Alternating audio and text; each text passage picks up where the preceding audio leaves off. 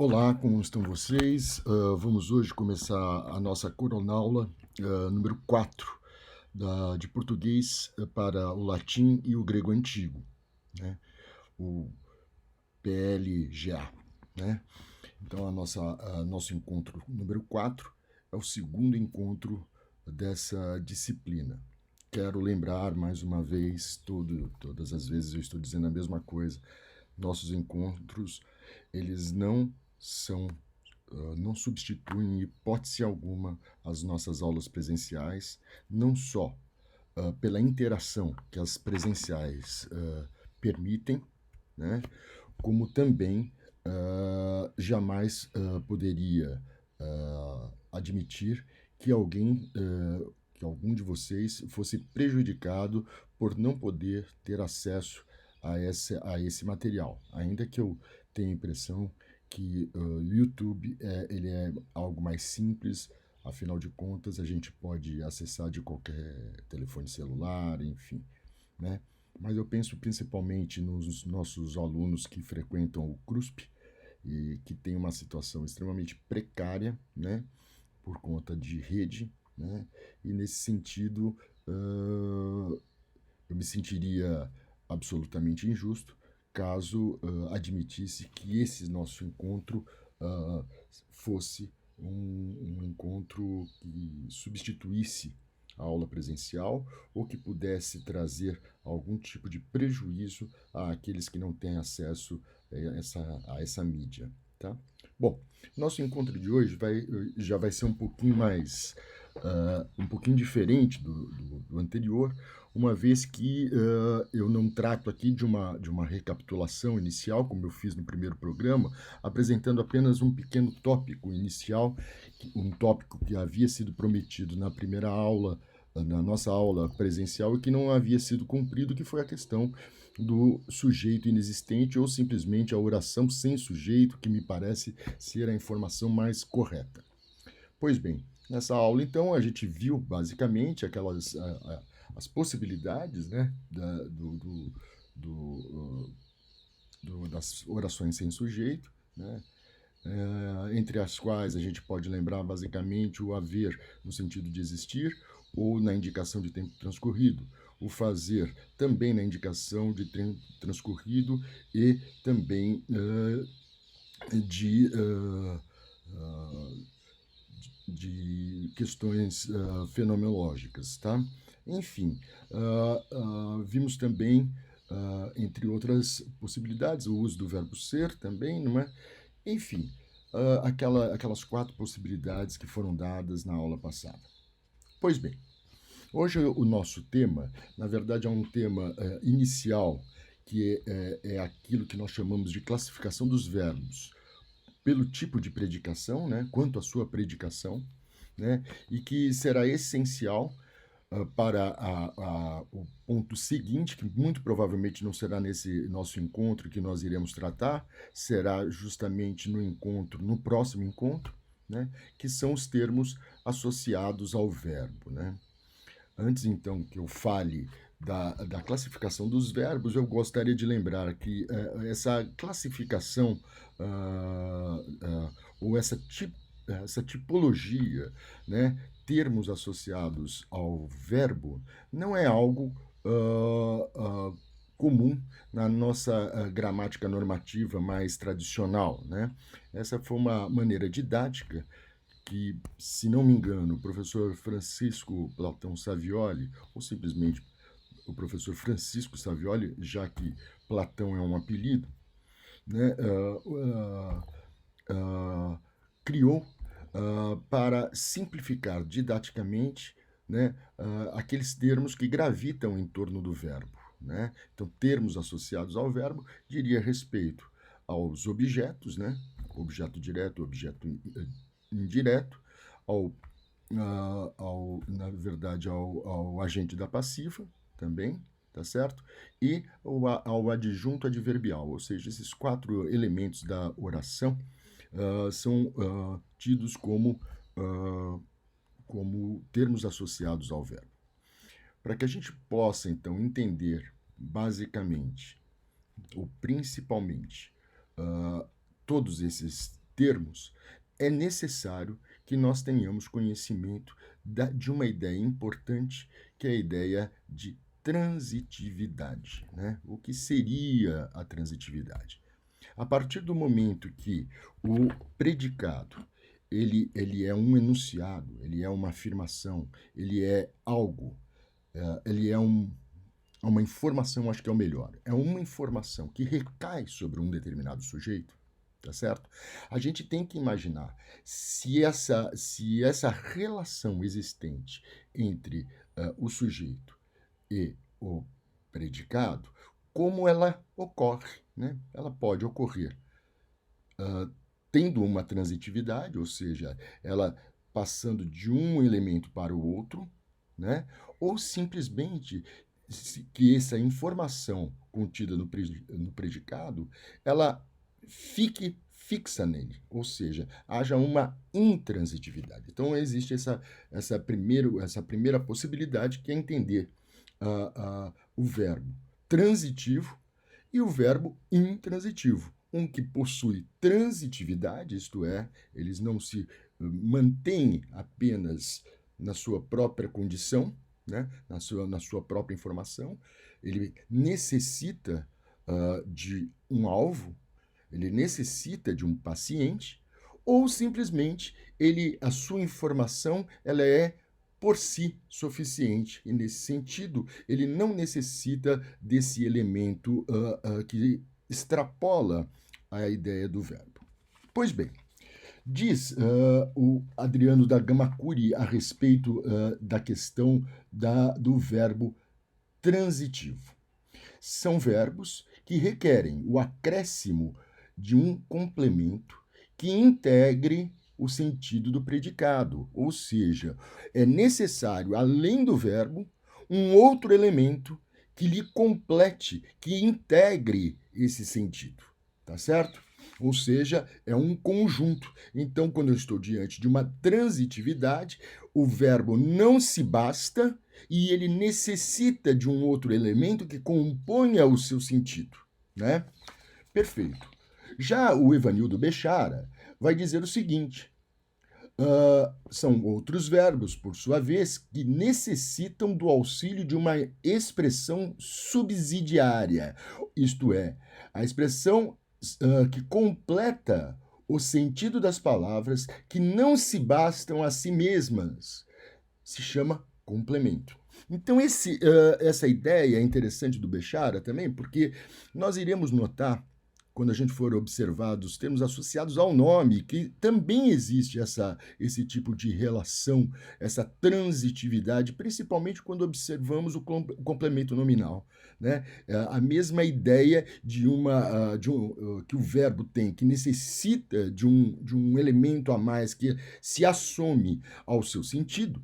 Também lá no complemento nominal nós teremos essa mesma necessidade de determinados nomes, né? Nomes que não se bastam, né?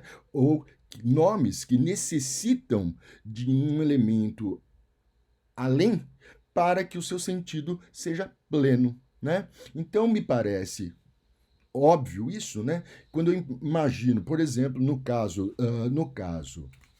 dos verbos, quando eu digo assim, é uma frase do Machado de Assis, de Memórias Póstumas, né? Quando ele diz assim: meu pai torceu o nariz, né? Meu pai torceu o nariz. Existe, então, aí o verbo torcer, que necessita obrigatoriamente de alguma coisa que lhe complete o sentido, né? Ou seja, você tem que o agente indica uma ação e esta ação necessita obrigatoriamente de um elemento que a complete. Poderia ter torcido o nariz, como poderia ter torcido a perna, como poderia ter torcido várias coisas. Então, essas várias coisas que são, na verdade, o complemento do verbo torcer, lhe assomam um sentido a mais, né? E isso é importante. Então, aí eu estou diante de um verbo transitivo. Mas um verbo transitivo com uma característica interessante. Por quê? Porque entre o próprio verbo e este outro elemento que lhe completa o sentido, há uma relação direta, não há nada que intervenha ou que se anteponha nessa relação, né? Se você pensar, é a mesma coisa, dizer assim, né? É uma questão de estilo. Eu digo, meu pai torceu o nariz, ou o meu pai torceu o nariz. Naturalmente, esse o, ele não é marcado como uma ligação necessária entre o verbo torcer e este elemento nariz, né? Ele apenas aplica a esse nariz uma especificidade, uma determinação específica, né? Porque isso aí é um artigo definido. Ele é um definidor desse nariz específico. Ótimo. Um outro exemplo, que é de Guimarães Rosa, em A Hora e Vez de Augusto Matraga, diz lá o Guimarães: cada um tem a sua hora e a sua vez. Cada um tem a sua hora e a sua vez. Note bem que cada um tem é necessário um elemento que complete o sentido do verbo ter, né? Não haveria possibilidade se cada um tem. Cada um tem, não imprime sentido completo. Não há um sentido completo nessa afirmação pura e simplesmente. O verbo ter, portanto, carece desse elemento que lhe complete o sentido, que seja o seu complemento, como disse o Bechara, não é? Não só o Bechara, como também o próprio Adriano da Gama Cury nas suas definições de trânsito. Então, agora há um terceiro e último exemplo. Tomemos Propércio. Propércio na elegia 1.1 diz o seguinte: Cíntia foi a primeira a capturar-me infeliz com seus olhinhos. Na verdade, então, este me infeliz lhe completa o sentido do verbo capturar, Então, quem captura, ele captura algo, e nesse sentido foi me, né? Um pronome pessoal oblíquo de primeira pessoa do singular, me, infeliz, ou seja, que é um qualificativo desse verbo. Entretanto, agora passemos a uma outra possibilidade de transitividade, que é justamente a transitividade que a gente chama de transitividade indireta. Por que indireta? Porque justamente entre o verbo e o seu complemento, nós encontraremos um elemento estranho, um elemento que intermedia a relação do verbo com o complemento. E essa palavra, ela é obrigatoriamente uma preposição, ou seja, aquela classe de palavra que serve para estabelecer ligações, imprimindo a esta ligação, naturalmente, um sentido também, né? A gente tem que ter muito claro que a preposição não é só um conectivo que não tem sentido. Na verdade, todos os conectivos têm sentido absolutamente importante. Eles são extremamente desvalorizados, as pessoas não dão bola. Não há como você aprender bem uma determinada língua, eu acho que vocês já estão cansados de saber isso, sem que nós tenhamos um conhecimento profundo do sentido das preposições e dos outros conectivos ou conectores, como alguns pensam. Vamos ver alguns exemplos. O primeiro exemplo, vamos tirar também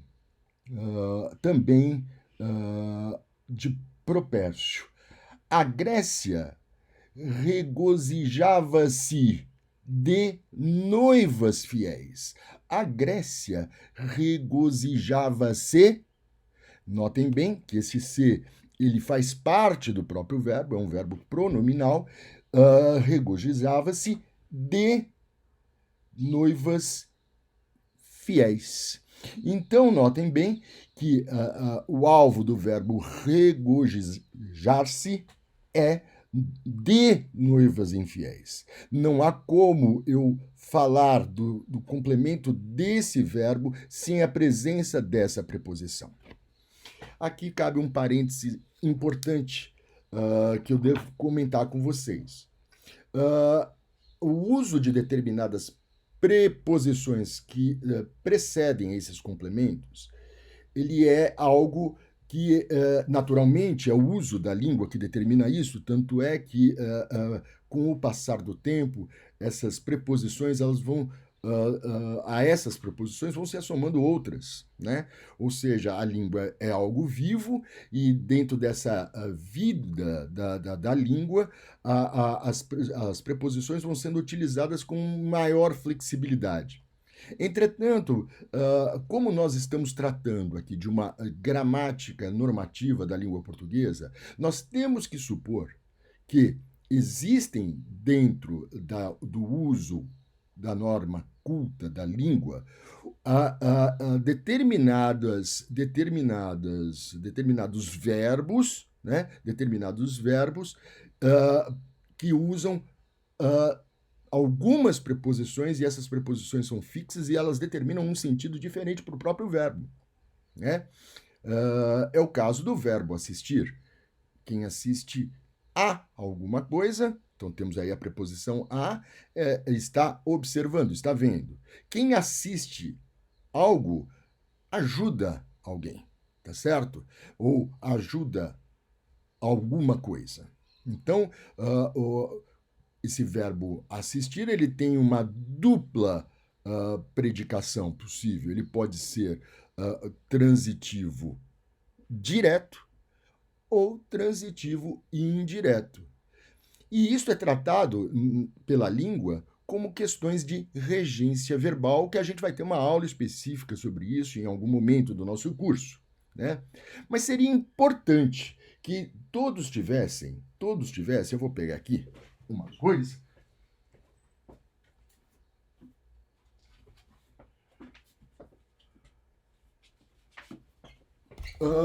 Todos tivessem em casa sempre um dicionário de regência, né? Um dicionário de regência verbal, né?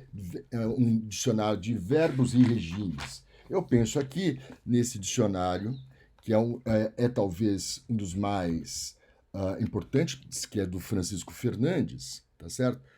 Que é um dicionário de verbos e regimes, que é justamente quando você tiver dúvida no uso de determinada preposição em algum verbo, você vai se recorrer a ele.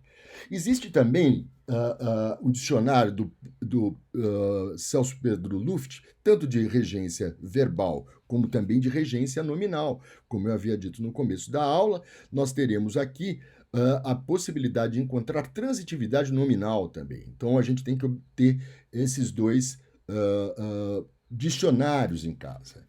Isso são dicionários essenciais para as pessoas que fazem letras. Então, eu aconselho tanto do Francisco Fernandes como do Celso Pedro Luft. Nós vamos notar que há uma diferença grande entre os dois. O Pedro Celso Luft ele é muito mais condescendente com determinados usos. Isto é, ele já é um dicionário mais flexibilizado do ponto de vista da regência, enquanto o Francisco Fernandes ele é um tanto mais conservador para a questão fundamental, que é a questão do uso das preposições. Vamos ao segundo exemplo, né? Mas os pretos cuidavam dele. Isso aqui é um exemplo de Guimarães Rosa, também de A Hora e Vez, de Augusto Matraia, lá no livro Sagarana, né, esse conto fantástico do Guimarães. Então, quem cuida, cuida de, e, portanto, para que eu tenha o sentido completo do verbo cuidar, eu tenho necessidade obrigatória de um de, que está justamente associado ao pronome ele, no caso da palavra dele, né? Então, eu tenho de mais ele, dele, e, portanto, o de, a preposição, ela está aí fundida no pronome, tá certo? O terceiro exemplo que nós temos, então, é essas coisas agradam a qualquer leitor.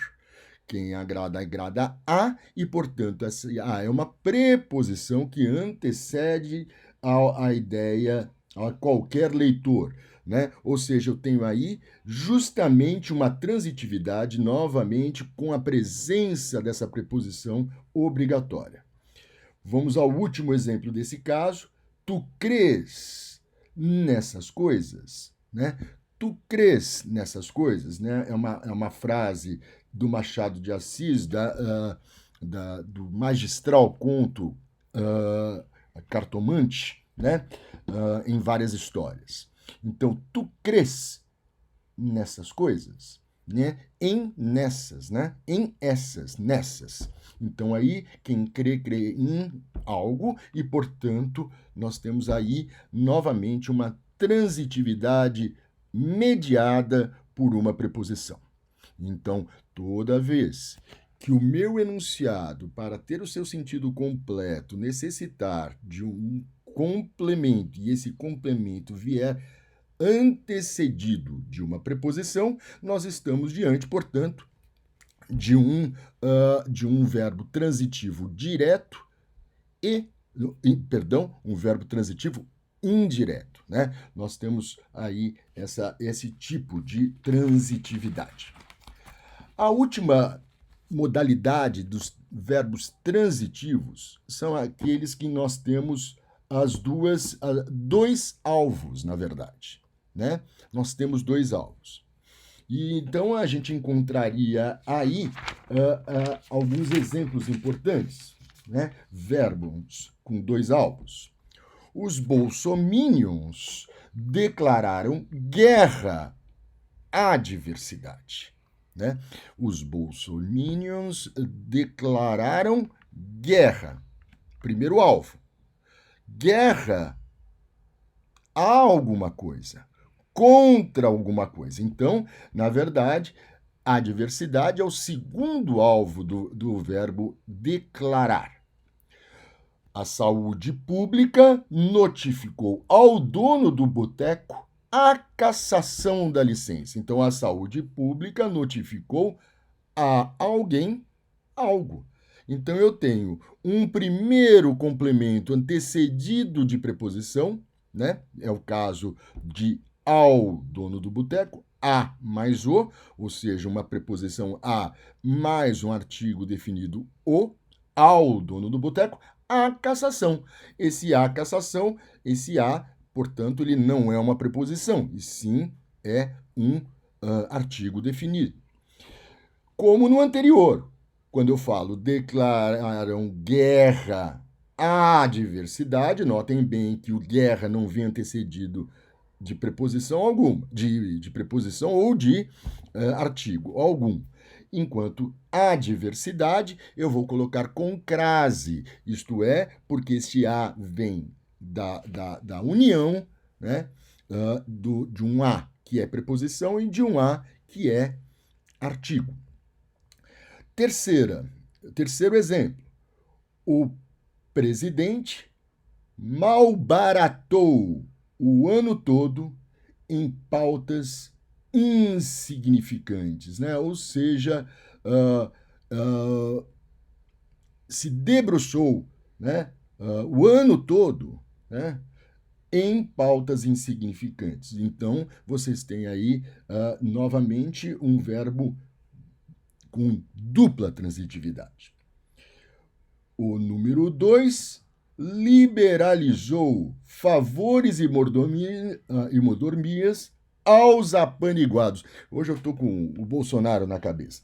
O número 2 liberalizou favores e mordomias aos apaniguados. Então, nós temos novamente aos apaniguados um complemento antecedido de preposição e favores e mordomias sem nenhum tipo de preposição ou mesmo artigo. Enfim, então nós temos aí, nesses exemplos que a gente acaba de ver, justamente a possibilidade que alguns verbos têm de ter dois complementos. Como essa aula é uma aula que visa o latim e o grego também, Nós temos construções interessantes de duplo complemento nessas línguas, né? E isso seria interessante de observar, né? Quer dizer, você vai ter duplo complemento, entretanto, né, com algumas diferenças, né? Por exemplo, você obrigatoriamente você não usa preposição para um dos elementos quando você tem essa dupla transitividade, né?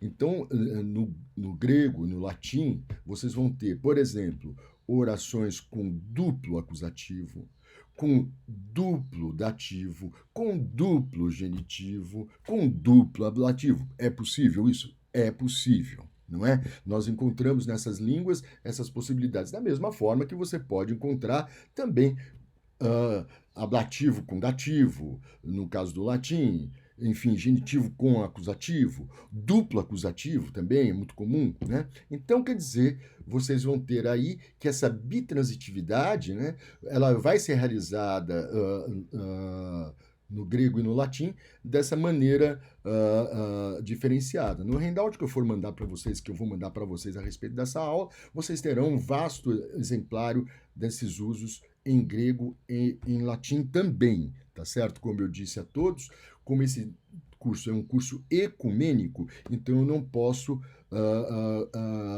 me valer apenas de exemplos em grego ou latim. Se eu tivesse numa aula, talvez até colocasse no quadro um exemplo, assim. Mas agora, como isso aqui é só uma pílula, é só uma possibilidade, então a gente deixa isso de lado. Ao fim, por fim, a nossa outra questão que nós vamos ter é justamente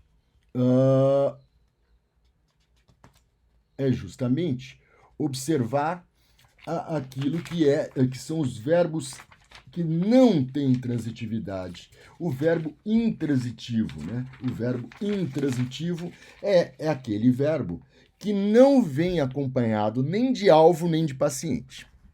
Pois bem, o seu sentido é absolutamente completo. Por exemplo, eu digo assim: a procissão entrou. A procissão entrou. Pêssegos desabrocharam, né? A reza acabou. Né? Então a gente tem nessa frase de Guimarães Rosa, assim: procissão entrou, reza acabou. Então notem que o entrar e o acabar, eles não carecem necessariamente de um alvo, né? E, portanto, nem de um paciente. Pêssegos desabrocharam, novamente Guimarães Rosa, pêssegos desabrocharam. E a luz surgiu. Tanto o sentido de desabrochar, ele é em si suficiente para determinar uma informação a respeito do pêssego, da mesma forma que o verbo surgir, ele dá o sentido pleno, completo à luz, que é o seu sujeito, tá certo? Então, quer dizer, nós teríamos aí esse tipo de predicação sobre o qual eu falei também na aula presencial, que a gramática normativa da língua também não dá muita, não consegue dar muita solução para uns problemas muito sérios, né? Quando eu chego e falo assim, o verbo ir, por exemplo, o verbo ir, ele é intransitivo. Eu fui. Entretanto, a gente sempre usa esse verbo com ir, que é intransitivo, guardem bem, ele ir a algum lugar.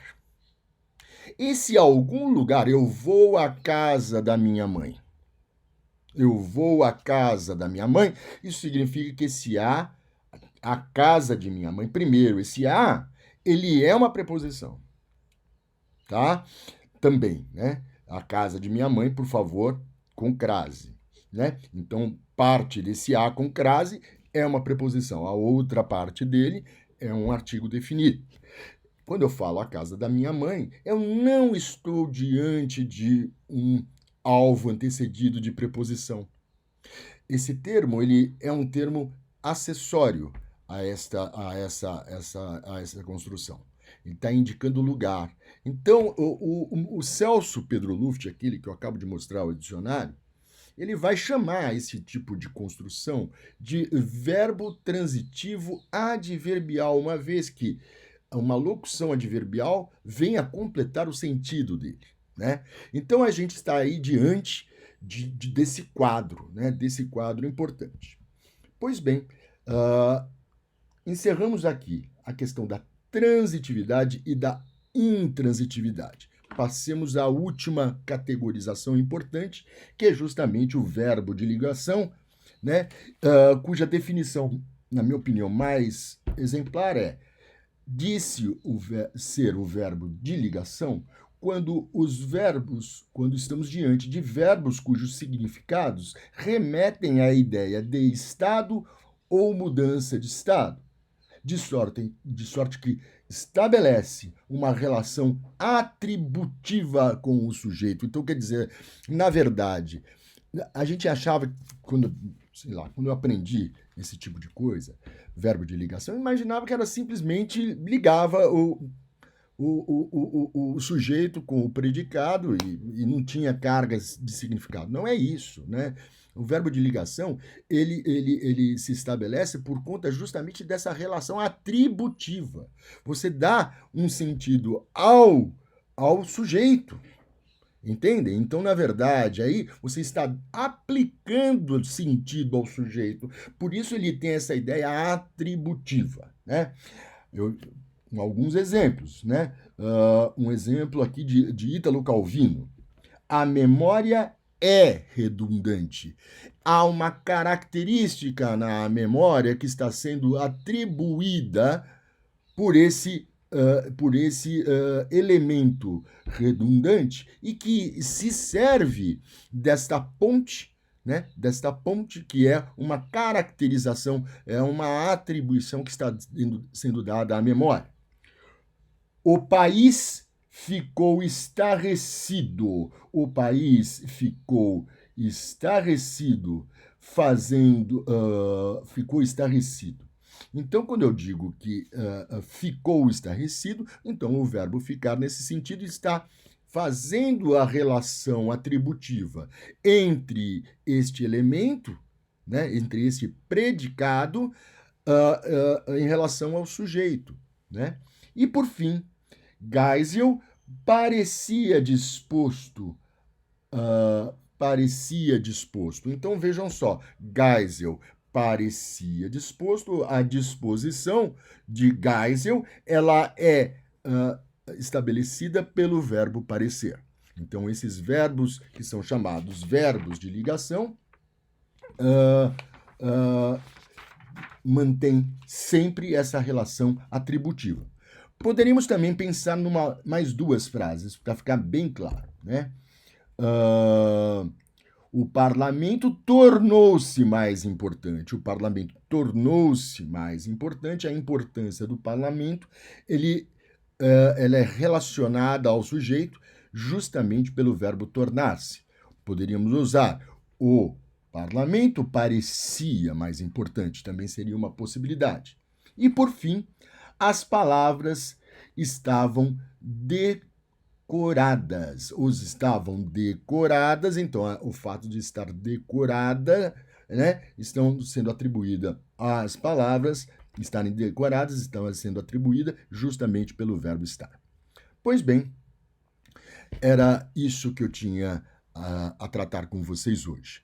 Foi um prazer novamente me encontrar com vocês e espero na semana que vem termos mais 2 encontros, pelo menos, para a gente manter a nossa vida um pouquinho mais alegre. Vamos lembrar, gente, isso é uma coisa importante, que se o pico do coronavírus for entre dia 6 e 20 de abril, isso significa que as 2 próximas semanas são as semanas da maior possibilidade de contágio. tá certo? Se, então, as previsões dos cientistas estão corretas, nós devemos ficar absolutamente trancados em casa nas próximas 2 semanas. São as semanas mais perigosas, pelo que todo mundo está dizendo. Então, fiquem em casa, leiam bastante, hashtag ler, bora ler pra caramba, bora ler pra caramba. Um abraço carinhoso, fraternal a todos vocês. Até a próxima.